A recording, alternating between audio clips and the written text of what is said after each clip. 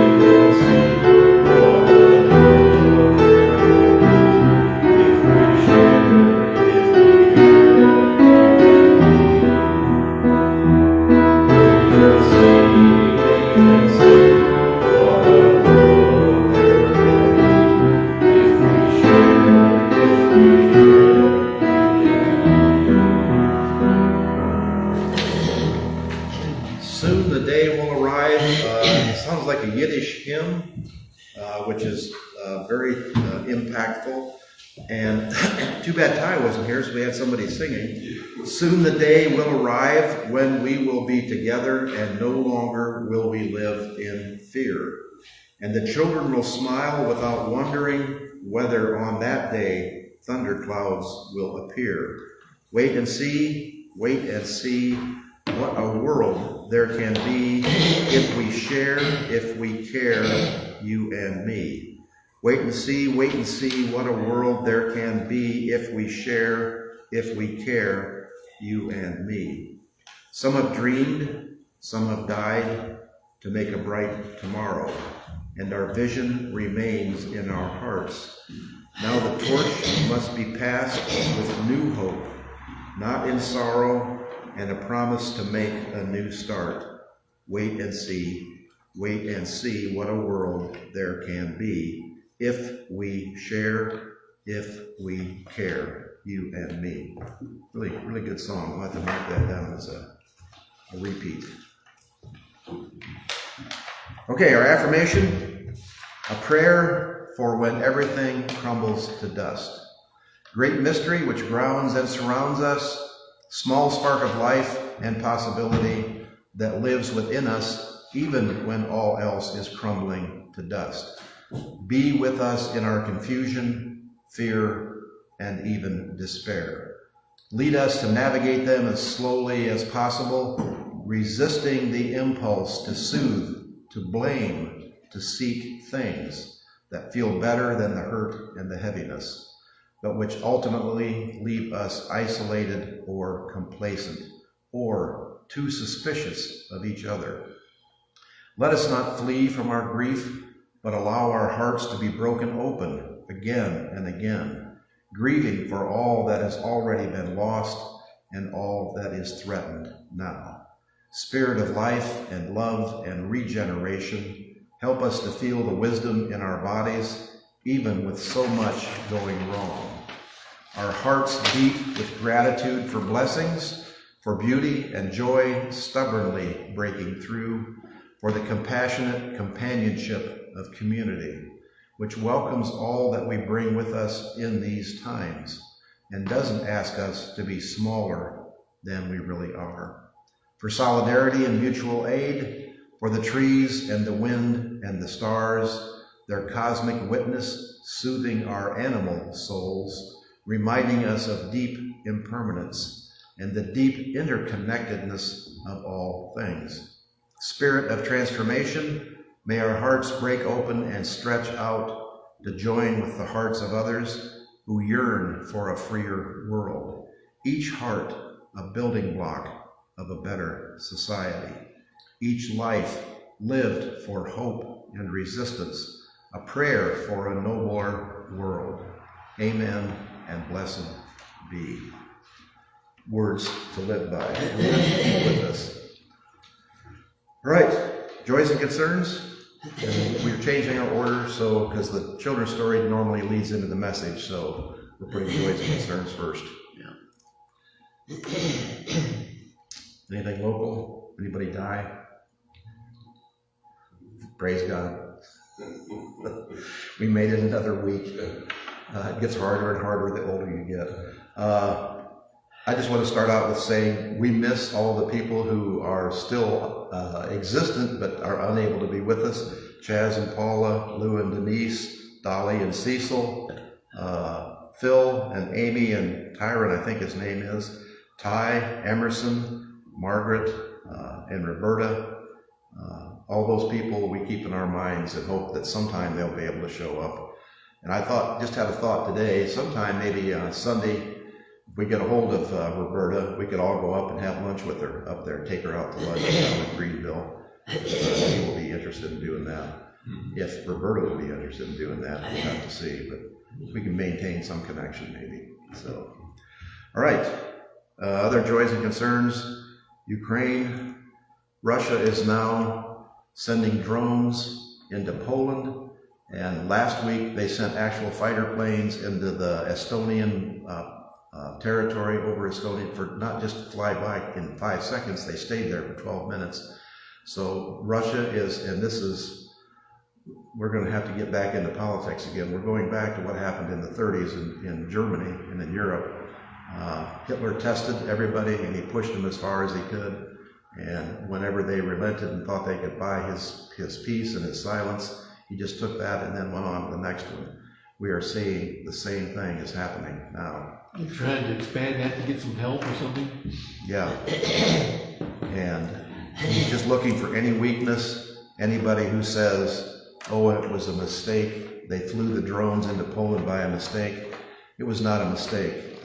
They investigated the drones. They had extra fuel tanks on because they had to fly so far to get into Poland. So that was intentional. It wasn't, they weren't misdirected from somewhere else. Blindness of some people is intentional, and it's as we said earlier, it's scary. Israel, I can't even begin to go through the things that are happening. Every tall building in Gaza is being blasted down. Hospital employees, emergency workers are being targeted in their tents and killed. And the UN has come out and said it's genocide. Everything points to that. No supplies are getting in. There are pictures of kids starving to death. I still have a question. If a kid is starving to death and the adults are not, there's some kind of a problem there. If the adults are not stick figures, they should be giving that food to the kids. But that's a question on my part. And there is, remember we talked last week about the lifeboat theory. If the adults are too weak to provide, it won't do any good to keep the kids alive if the adults can't stay alive. So I can see the rationale there. It's just a sad, sad situation. Anything else? Oh, Charlie Kirk was assassinated by a young student, a college student, a native of the town that he lived in, a Mormon family. If you've seen the things on Facebook, the family was inundated with guns. They used to go out to the firing range and fire machine guns, bazookas. There's pictures of this kid with all kinds of weapons. If you wonder, and that's what I wondered, was that a professional assassin that was 400 yards or 350 yards away that killed him with one shot? This kid shot a rifle with a scope every day. I mean, he was an expert marksman. And then there's always all the questions that come up. Where was the rifle when he left? They showed him jumping off the building. He didn't see a rifle. Why would he leave it in the woods? I mean, it's just all kinds of questions going on. The problem I'm having is my friends on Facebook are saying it was a leftist, and our friends on the right are saying he was a leftist. Nothing points to being a leftist. He was a guyper, which I don't know exactly what that is. What I looked up on Facebook said the guypers are people who think MAGA is too conservative, too liberal. They are more conservative, more out for blood than even MAGA is. That was what his computer information and computer contacts, they all show. He was on some internet thing. It's like a dark web thing. And that was all his communication. So all this talk of being a leftist plan is like the Reichstag fire. They are having a big funeral service today in Phoenix. And it will be all the communists, the Antifa. And you know what Antifa means? You know what Antifa stands for? The very first Antifa people stormed the shores of Normandy in 1945. Antifa is short for anti-fascist. That's all it means, is anti-fascist. There is no Antifa headquarters. There is no Antifa leader. There is no Antifa money-raising thing. Antifa is just an umbrella name for people who are against fascism. So trying to label them as an opposition, as an enemy to be exterminated, is one more step on silencing any opposition, which we now have seen 2 of the late-night comedians silenced, and we know the others are on the list, silenced for what they supposedly said. If you saw what they said, it was basically innocuous. Everybody has said murder is not on the scale. Nobody deserves to be assassinated, particularly a young man with 2 kids and a wife. But that does not mean they have to agree with what he said. And what they disagree with is on film and on statements. He said these things multiple times. They're racist, misogynistic, We went through some of those last week, and we'll probably do that again. All right. Anything else? Our last candle for those thoughts and dreams and hopes and despairs. And if I forgot to name somebody who comes or wants to come or used to come, let us know. Contact me through the Facebook page, my Facebook page, or the church's Facebook page if you have any prayer concerns. I guess I need to screen your prayer concerns. My neighbor, Nick, lives across the street. He has Parkinson's. He fell and hurt himself, was in the hospital. He's an older person, and his wife is an older person. I've been to see him every week in the nursing home, and he's home now, so I'm going to go see him today there. Very discouraged at the transition of life. You know, as you get older, you just can't do as much as you always did before. And having been hurt, he's trying to go through rehab and get to where he can walk again. They're worried about money. The nursing home was costing them $350 a day because their insurance had run out. People should not have to have these worries in a wealthy country like this. I see money going everywhere, and there are people who need services, and food assistance is being cut. Medicaid is being, well, we've been through that before, so we'll do that again. So we'll have a little thoughts and prayers for Nick and Karen as they navigate this difficult time. And hopefully he can keep a positive attitude and feel better. All right, children's story. Oh, actually, I forgot to do you named me what? What's in a name? Think about what is in your name. And one of the best examples of it. Oh, when I was free, didn't leave very much to my Lord and me, just this old guitar and an empty bottle of booze. Now, I don't blame him cause he's running in, but the meanest thing that my daddy ever did was before he left, he went and named me Scrooge. He must have thought that it was quite a joke and a devil out of laughs for lots of folks, singing I have to fight my whole life through.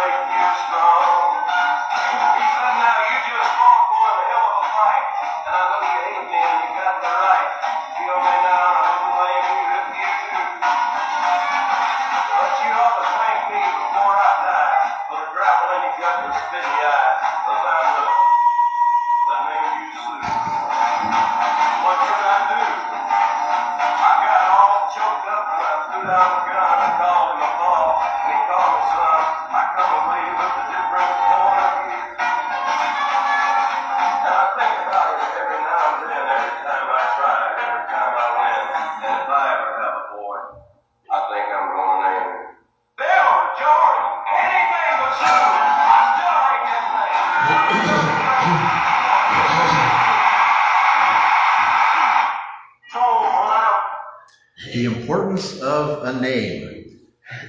Thank me for the gravel in the gut and the spit in your eye. Yeah. And it dogged him and changed his entire life. And we all have the same thing happens to us. A name is something you're stuck with by your parents at birth. No choice, no veto, no preference. But you have to live with it, live up to it, or live down with it. What's in a name? That came from Shakespeare, from Romeo and Juliet. That which we call a rose by any other name would smell just as sweet. That implies that whatever you are, your name has no control over that. I'm not so sure I agree with Shakespeare on that. And it can cause problems, like a boy named Sue. Or I'll give you some examples from my life. As I went through this, I come up with a bunch of them. My wife, her name is Tara. Most people pronounce it from Gone with the Wind and Irish history. If you're familiar with Irish history, Tara is pronounced Tara. The Hills of Tara, Gone with the Wind, Tara was the protagonist. I had a real problem with her name Tara when I met her, because my brother's name is Terry. And Terry and Tara are way too close for a brother that I didn't really care about. We didn't get along that good. And I didn't want to roll over in the middle of the night and whisper sweet nothings in Tara's ear. So I called her Tara, and that's what she's been stuck with. She's adapted to it. Everybody from her family, everybody that knows her on a regular basis calls her Tara, but people that are around me call her Tara. And there's another change that happens with that too. My name is Tim. I go by Tim, but my official name is Timothy. Way too officious with me, but when you go to doctors and deputies, they tell you what they read. That's when you know you're in trouble, is when they call you by your full name. Maybe it gives, and some people insist on their full name, which I find interesting. Maybe it makes them feel important. Maybe it makes them think that they have gravity in the world. They have a long, officious sounding name. Don't call me by a nickname. I am more important than that. The other thing is, my last name is Hornbacher. My family, my father's family, came from Germany, not too far back. They came to Canada and then down to Michigan. Their name, up until my father, was named Hornbacher, Hornbacher. That's the German spelling and the German pronunciation. My father changed it to Hornbacher. He told us, as we were kids, that was because people couldn't spell Hornbacher, and Hornbacher was easier to spell. But as I thought about it, another reason has crept into my mind. This was in the 1930s. What was a history, a cultural history you did not want to be from in the 1930s? You did not want to be attached to Germany. And my father served in the military. He was a captain in the veterinary corps. And when he went into the military, and his brother, my uncle, they both, my grandfather was still spelled with an H, Hornbacher, but my father and my uncle changed their names to Hornbacher in that time. And interestingly enough, my cousins, my uncle's sons, have both changed their names back to the original German spelling. I threatened to do that to my wife, and she said, that's all you need is one more stupid thing to be changing. So we're not doing that. But that is something that when we say what's in a name, that's one of the things that is in a name. It's part of a culture. A lot happened and still does. Names are changed so people can fit in to be a part of an adopted culture. Are they acting in a positive fashion toward their new home? Are Latino names that are changed into English names, or Italian, or any other Jewish names? Or are they abandoning their old culture? There's another, I kind of found this in the last thing, so I'm throwing it in. Another thing on names, in Harry Potter and the Prisoner of Azkaban, Professor Remus Lupin reveals himself to be, are you familiar with Remus Lupin in Harry Potter? He is the werewolf. I was never paying any attention to it, but this writer pointed it out. J.K. Rowling has dropped hints for all these people. Remus, where you heard the name Remus before? Romulus and Remus. suckled off the wolf in the history of Rome. Lupin. Lupin is the Latin name for wolf. So Remus Lupin was basically telegraphed as being a werewolf. Another one is, where are we? Oh, there's also she uses other ones that are Draco Malfoy, displays a draconian ruthlessness at every turn. His father, Lucius, waxes Luciferian. Lucius is another name for Lucifer. Voldemort is translated from the French as stealer of death. Voldemort in French means stealer of death. These are called aptronyms. Aptronyms, that is a name descriptive of the thing or the person it represents. Many Jews of Europe resorted to aptronyms in 1787. Emperor Joseph of Australia required all his subjects to adopt last names. Prior to this time, and we'll go back to in Jesus' time, nobody had a last name. That's why Jesus was known as Jesus of Nazareth. Nobody knows what Joseph's last name was. Nobody, somebody might know, but those names were not common. It was where you were born. That carried on, and you can come into England, current England, where people are known by the Lord or Lady of whatever, not their last name. In 1787, when they were all forced to adopt last names, some interesting last names came up. The shoemaker became Sandler, from sandals. The tailor became Schneider. Schneider is German for cut. The weaver became Weber, which is weaver with the B change, and the B pronunciation in German is different. They can be great fun, and you see those all the time. Imagine a winemaker named Barrel Wine, or a lamp manufacturer named Chandelier. On the darker side, we don't have to imagine the way Bernie Madoff made off with billions of other people's dollars. Bernie Madoff.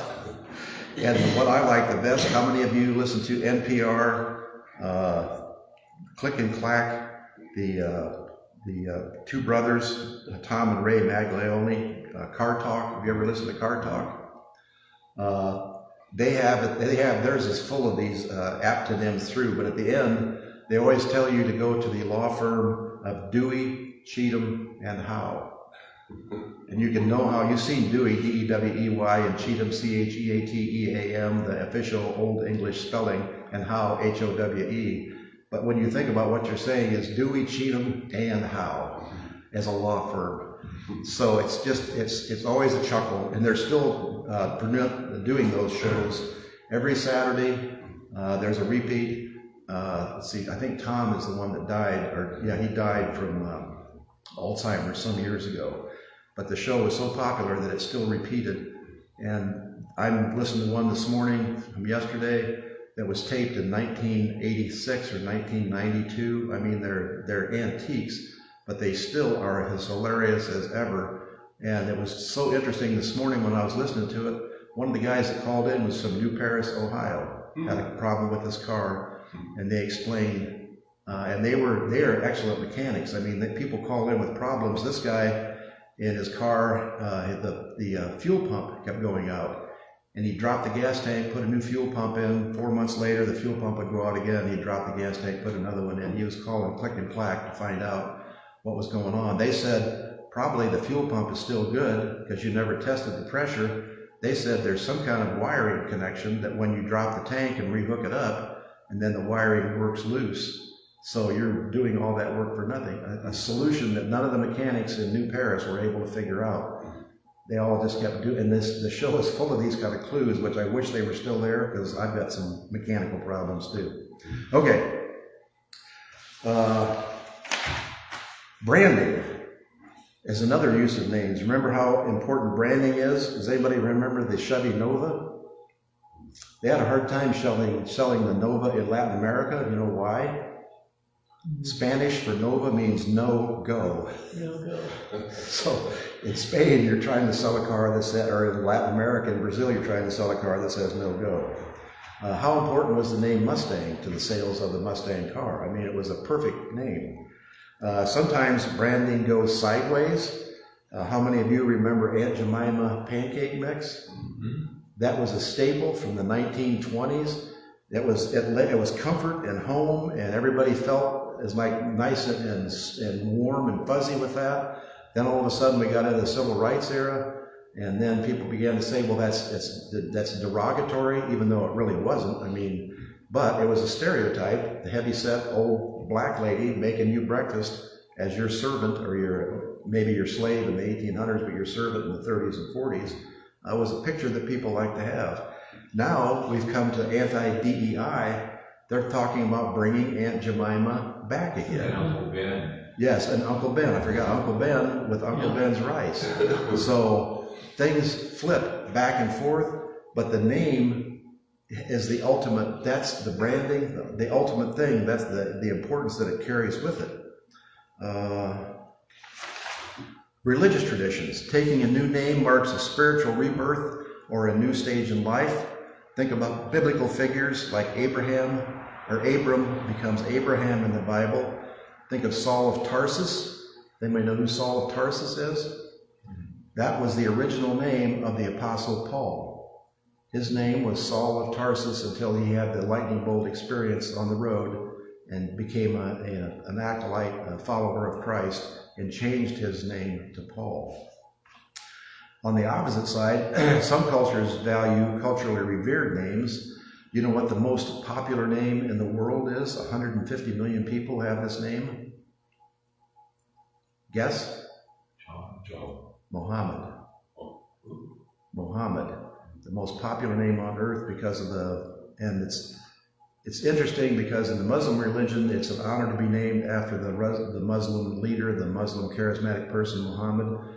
The only people you see in the Western world named Jesus are from Latin America, and it's Jesus, and there is numerous of those, but you don't see very many people in the United States named Jesus. Isn't that an interesting thought?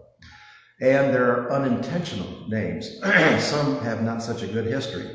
Black slaves became property and were named as such with slave names by their owners. How many black families are named Washington and Jefferson? And how many of those people keep those names? And how many of those people in the 20s or 10s and 20s and 30s were proud of those names? Revered white Americans who owned slaves. And then there's the reverse. Loyalty to a long ago and unknown culture gives rise to authentic African names that white people can't spell and usually can't even pronounce. And sometimes the African culture that they're coming from has no connection that you can see, but it is a reverence, a reaching back into their history, and a kind of a standing up saying, we are proud of where we came from, and we're proud of what our history is. Personal empowerment is another one. People from marginalized countries may change their name to reclaim their identities and assert their individuality. Transgender or non-binary individuals often choose new names that align with their true gender identity. We're going through that now. Up until the current time, you could choose the name on your passport that you were known by. So if you were transgender, you could get your driver's license changed. If you transgendered from a male to a female, you could get your name changed to a female name that you identified with. All those things are coming under attack. Transgender people are being labeled as villains and evil. They're trying to outlaw any kind of surgery to help transgender people, any kind of medication to help transgender people, causing a tremendous crisis in that community. All this brings us to Jesus of Nazareth, which is how naming went back then. No last names, just your hometown. And your hometown was important because that's where you stayed your whole life. I mean, you were born there, all your aunts and uncles, grandparents, great-grandparents, great-great-grandparents, they all were in it. And that used to be the way that was in the United States. In a small village like New Madison or New Paris or Greenville, you had relatives from all over the place, and everybody knew everybody, and everybody's family was intermingled. The people, they very seldom moved very far away. That is some of the questions, or some of the causes, it's been supposed, that people are too spread out. Families aren't together anymore. You have sons and daughters and grandchildren in California and Michigan and Florida. Even the adults move from Ohio to Florida and leave their grandchildren. Think about the difference that made. It used to be grandparents were the built-in babysitters. In the early times, they actually lived in the house when they got older, and now they have their own house, but they still handle the babysitting duties, but those people are no longer available. So the family unit is breaking down, not because of a loss of religion or anything else, but because of the social mobility that we're having. So anyway, the name Jesus comes from the Latin word Jesus, because they didn't pronounce it. It was actually spelled I-E-S-U-S. It went from Aramaic, which was the language that was spoken at Christ's time in Christ area, but then it went through, and that's a Hebrew derivative. Aramaic is a derivative of Hebrew. And that was, the Hebrew name was Yeshua, or Yeshua, and that translates to Joshua in English. The name Yeshua means Yahweh is salvation. That was the original authority, reflecting a significant theological meaning. Yeshua became Jesus through a process of linguistic and cultural transmissions, evolving from the original Hebrew and Aramaic Yeshua to the Greek Yeshus, and then the Latin Jesus, and finally the 16th century English spelling of Jesus. This change was not a single event, but a gradual transformation.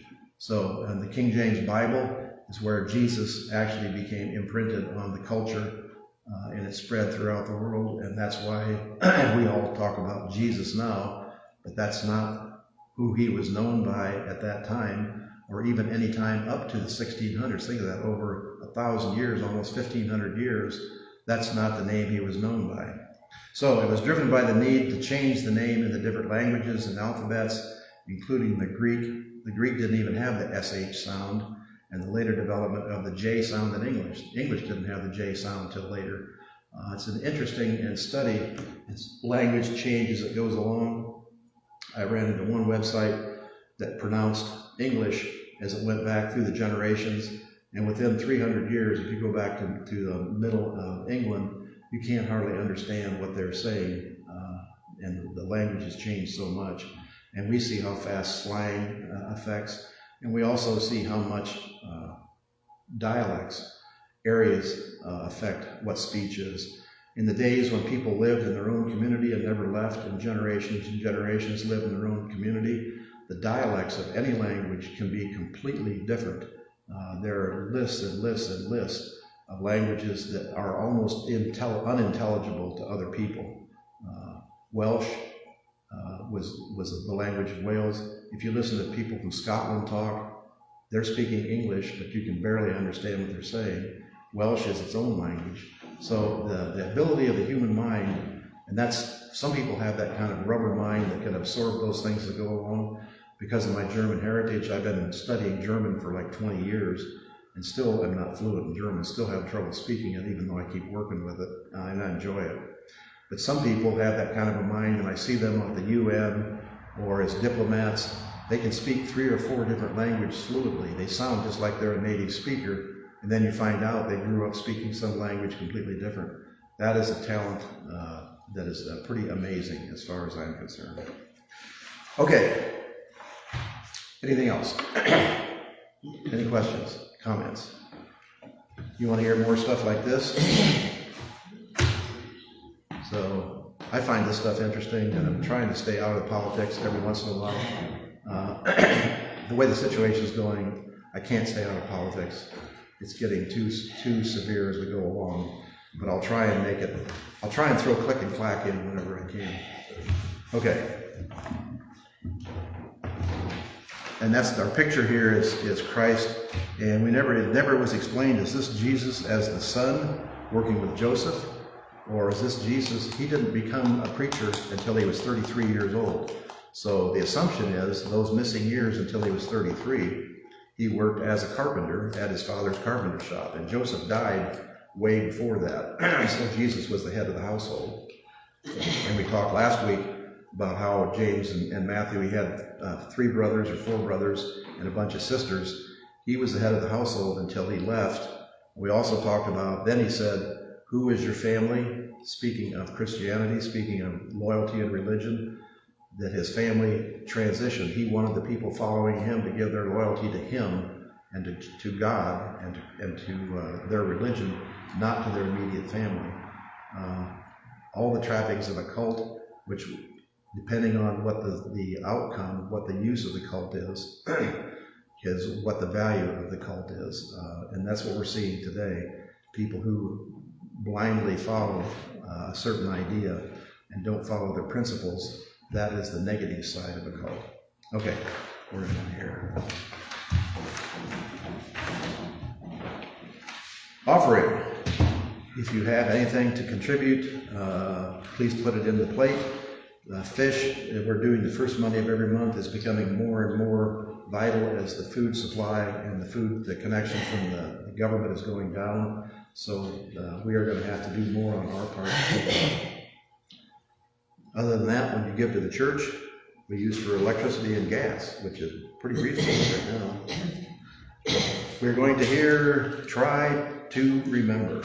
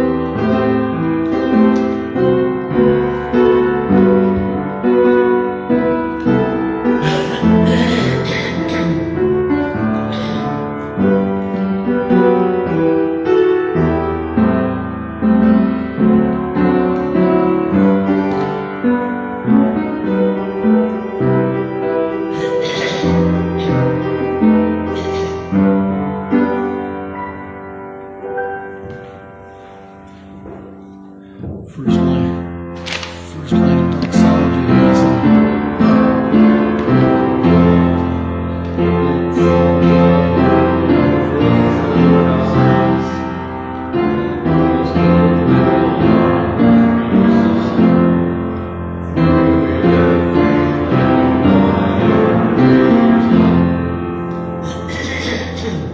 Okay, not paying attention. I didn't get the doxology was off center there. That's interesting.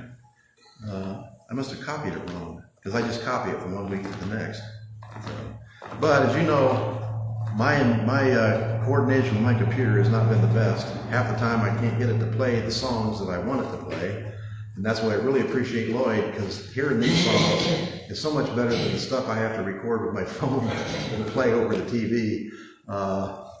The one of them I played last week, I'll try and get it so you can hear it. It was a good song that I would like for you to hear. Okay, closing hymn is 54. Now light is less.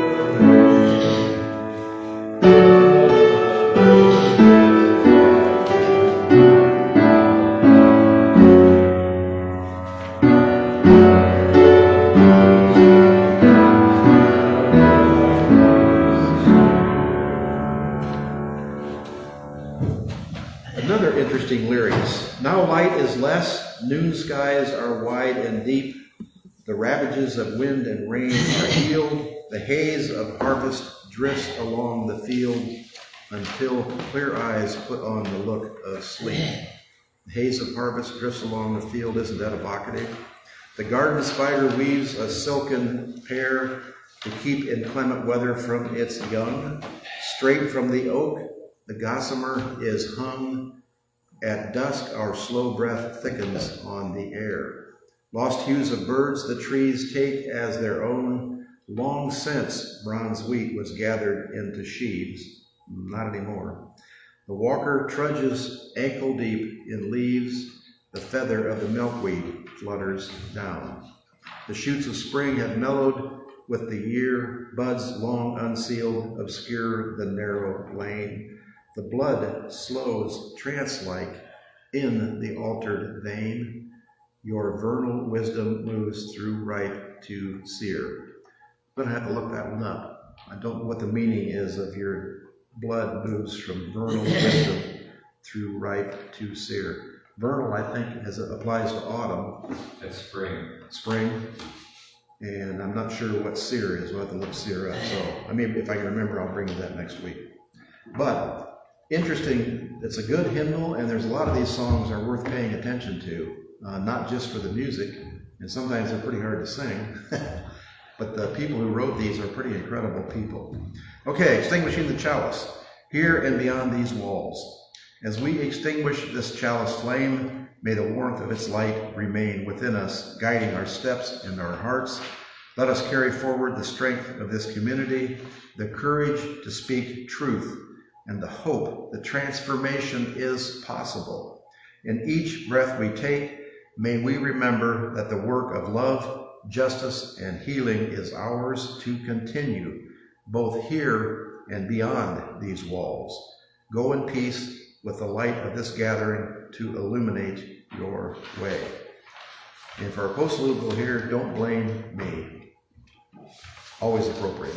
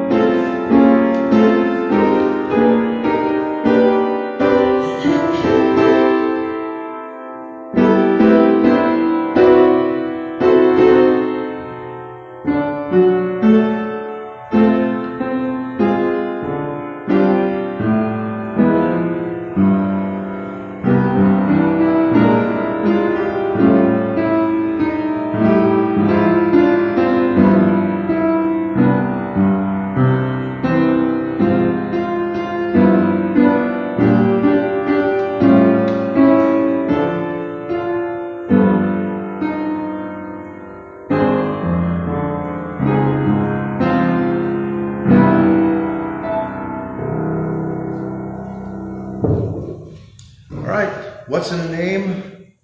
There's in the name of Equus Ferus Cavalus. That's the official Latin name for horses, the equine species Equus. So that's the species and genus. But Open My Eyes is his official registered name, but we call him Curly. And there's Margie, who basically has brought Curly into the world and followed him along as he went. And I forgot to mention Margie, hopefully she's doing well. She had to fly to Florida. I hope she had a good trip and back for a funeral. And for joys and concerns, I hope Rick is doing well and recovering from his surgery. Haven't heard anything on the negative side, so hopefully things are good there. Donuts and coffee, and we'll see you next week. Yeah.